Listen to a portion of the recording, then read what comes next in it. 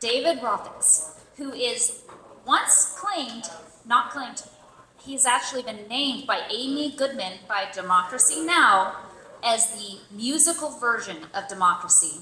So let's go ahead and give him a warm welcome and hear his beautiful music.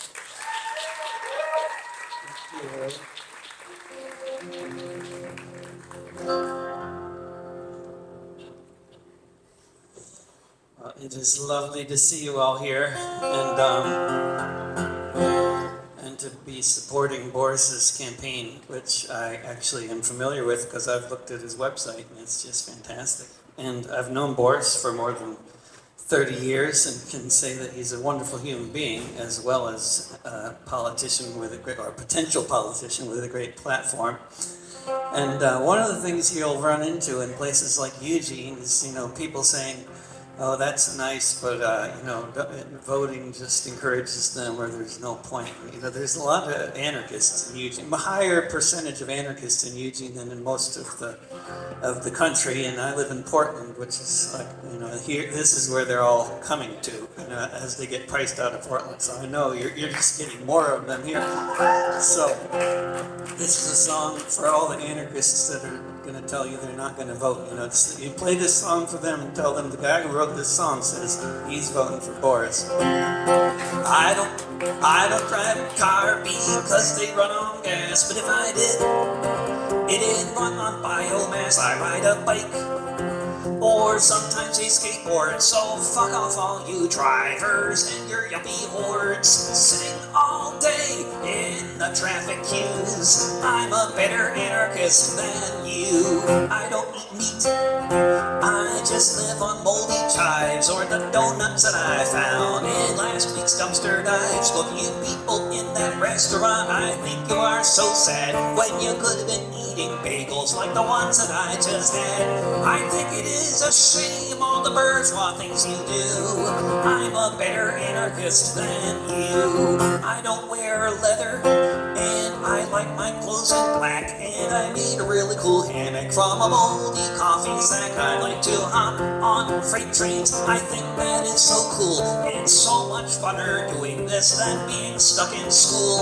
I can't believe you're wearing those brand new shiny shoes. I'm a better anarchist than you. I don't have sex, and there will be no sequel because heterosexual relationships are inherently unequal. I'll just keep on moshing to anti-flag and crash until there are no differences in gender, race, or class. All you brainwashed breeders, you just haven't got a clue. I'm a better anarchist than you.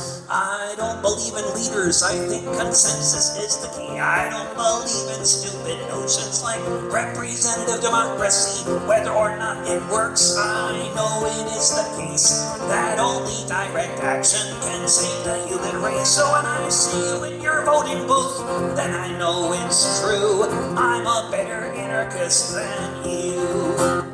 I am not a pacifist, I like throwing bricks, and when the cops have caught me and I've taken a few licks, I always feel lucky if I get a bloody nose, because I feel so militant and everybody knows. By the time the riot is all through, I'm a better anarchist than you. I'm a better anarchist than you.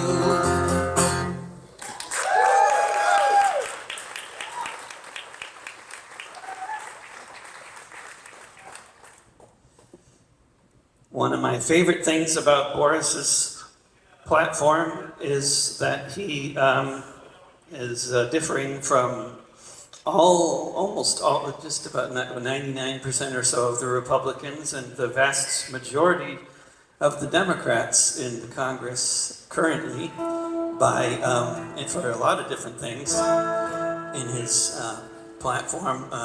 One of which is ending military aid to the country currently committing genocide against the Palestinians.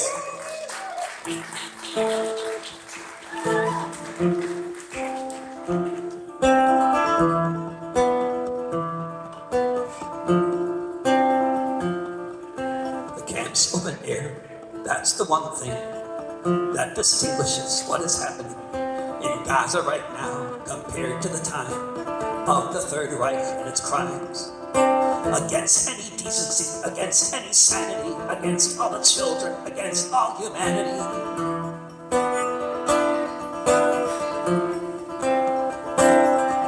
From Auschwitz to Gaza, there's no difference between babies and fighters on that side of the fence, the side where they starve because the food is kept out by the occupation and no others, no doubt, where people are dropping dead on their feet while searching for crumbs of food on the street.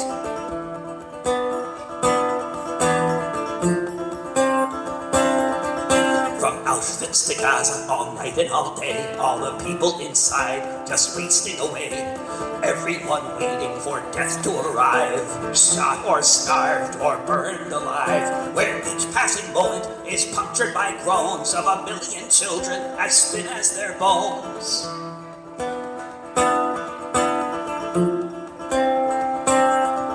From Auschwitz to Gaza, the outside world knew, and many lamented about what they might do while their leaders looked for money to be made in the arms trade. Once again, just like this, profiting from the apocalypse.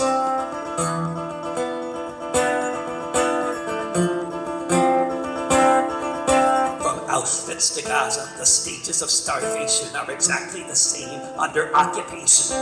First the fat goes, then all the rest, the muscle, the marrow, the milk in the breasts of all nursing mothers as in front of their eyes, their babies cry their last little cries.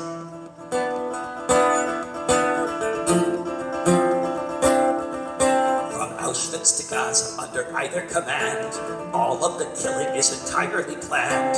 Whether they call it a camp or a zone, it's all the same skin and bone. Whether they say work makes you free or humanitarian city.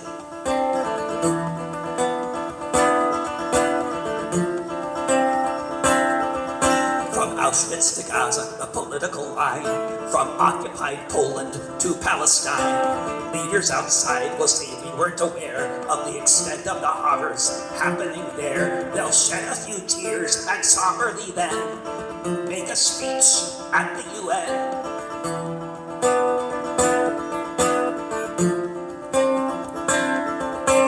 Auschwitz to Gaza, all over the place, the lies of the leaders who seem to save face, who say they would have acted if only we knew all that they claimed they really would do, and no one will believe at the time when some foolish person says never again.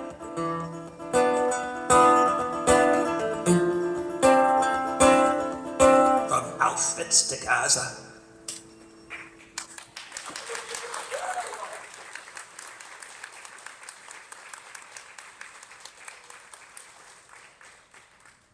Well, when the Trump administration made plans to multiply the size of the deportation forces by tenfold, and I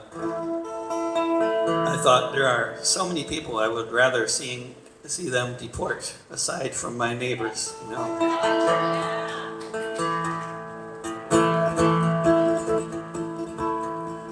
And I like Boris's immigration policy. It's also very good. Check that out. This a lottery where every country has equal chances for certain numbers of people getting in, and it's a wonderful idea, and probably more palatable to certain voters than just like opening the borders, as some of my friends might say.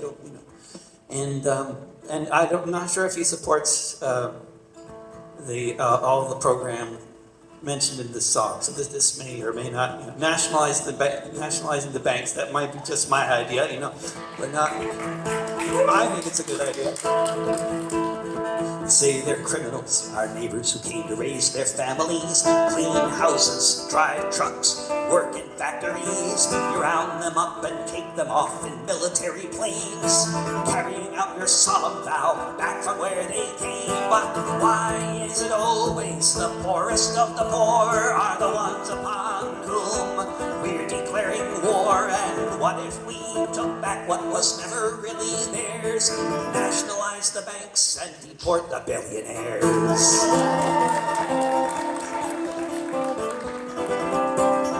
You got the chorus? We could liberate the capital to invest in things we need. Housing, food, and healthcare, they've got it all indeed. It's all wrapped up in investments and shooting to the moon. And if things go as they're going, they'll have more of it soon. But why is it always the poorest of the poor are the ones upon whom we're declaring war? And what if we took back what was never really theirs? Nationalize the banks and deport the billionaires.